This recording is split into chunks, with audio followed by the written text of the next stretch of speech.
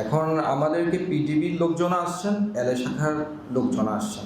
ওনারা বারবার আসছেন, বিভিন্ন মৌখিকভাবে ওনারা আমাদেরকে বলছেন 15 তারিখের মধ্যে উচ্ছেদ করবেন।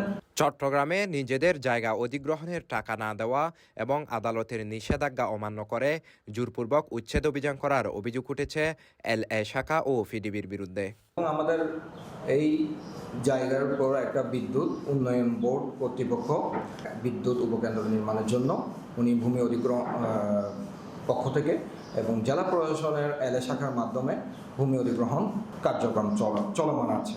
এবং আমরা যারা ভুক্তভোগী পরিবারের জায়গা 15 শতক রয়েছে। এই 15 শতকের মধ্যে ওনারা আমাদের 5 শতক জায়গার ক্ষতিপূরণ দিয়েছেন, কিন্তু আরও 10 শতক জায়গার আমরা ক্ষতিপূরণ পাইনি। এবং এই 10 শতকের জায়গার ক্ষতিপূরণের জন্য আমরা জেলা প্রশাসনের ডিসি মহোদয়ের নিকট এবং এলএ শাখায় আমরা একটা আবেদন করেছিলাম। এই আবেদনের পরিপ্রেক্ষিতে ওনারা একটা শুনানি ডাকেন।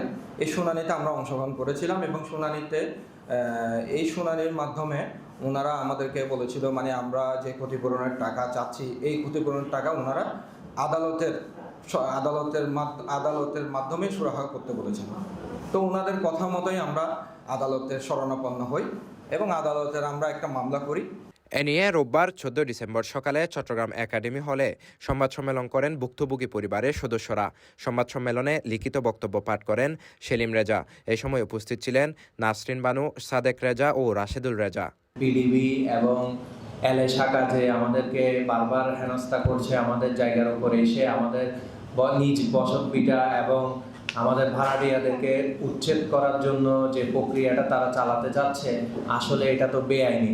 কারণ আদালত থেকে আমরা নিষেধাজ্ঞা নিয়েছি, আদালত আমাদের সকল ডকুমেন্ট দেখে আমাদেরকে নিষেধাজ্ঞাটা দিয়েছে। লিখিত বক্তব্যে ভুক্তভোগীরা অভিযোগ করেন তাদের পৈতৃক জায়গা চট্টগ্রাম এলএ শাখা অধিগ্রহণ করেছে। অধিগ্রহণের পরও তাদের টাকা না দিয়ে জোরপূর্বক উচ্ছেদ অভিযান চালানোর চেষ্টা করা হচ্ছে। তো ওই পরিপ্রেক্ষিতে আমাদের এখনো এটা মামলা পেন্ডিং আছে। তো ওনারা এই অবস্থায় কিভাবে মানে নিষেধাজ্ঞা এই এগেনিস্টে আমরা যেহেতু মাননীয় আদালত আমাদের ডকুমেন্টগুলো দেখে আমাদেরকে একটা নিষেধাজ্ঞা দিয়েছে উচ্ছেদ যাতে না করতে পারে, আমাদের যাতে ক্ষতিগ্রস্ত না হয়, আমাদের একটা আদালত থেকে একটা নিষেধাজ্ঞা আছে। তো এখন ওনারা নিষেধাজ্ঞা অমান্য করে কিভাবে করতে পারেন। এখানে আমরা মেইন ডকুমেন্টে দেখাচ্ছি, এখানে লেখা আছে বাদীকে উচ্ছেদ না করার জন্য বাদীর ভোগ দখলে ব্যাঘাত সৃষ্টি না করার জন্য বাদী ও 2 থেকে বাদীকে স্থিতাবস্থা বজায় রাখার জন্য এখানে উল্লেখ করা আছে। কিন্তু এটা ওনারা কিভাবে পেশি শক্তি দিয়ে ওনারা কিভাবে আমলাতান্ত্রিক মাধ্যমে ওনারা আমাদেরকে উচ্ছেদ করতে পারেন। চট্টগ্রামের জেলা প্রশাসক সহ সংশ্লিষ্ট সকলের দৃষ্টি আকর্ষণ করে তারা দাবি জানান অধিগ্রহণের টাকা না দেওয়া পর্যন্ত কোনো উচ্ছেদ অভিযান করা বন্ধ করতে হবে। আমরা তো আইনের প্রতি শ্রদ্ধাশীল এবং আইন আদালত যেটা বলে আমরা ওইটাই মেনে নেব। এখন আমরা চাচ্ছি আমাদের জায়গাটা সুস্থ একটা আদালতের সমাধান করে দিই, আর আমরা এভাবে আমাদেরকে যাতে উচ্ছেদ না করা হয়, আদালতের সমাধান ছাড়া হয়রানি যাতে আমাদেরকে না করে। CTG post, Chittagong.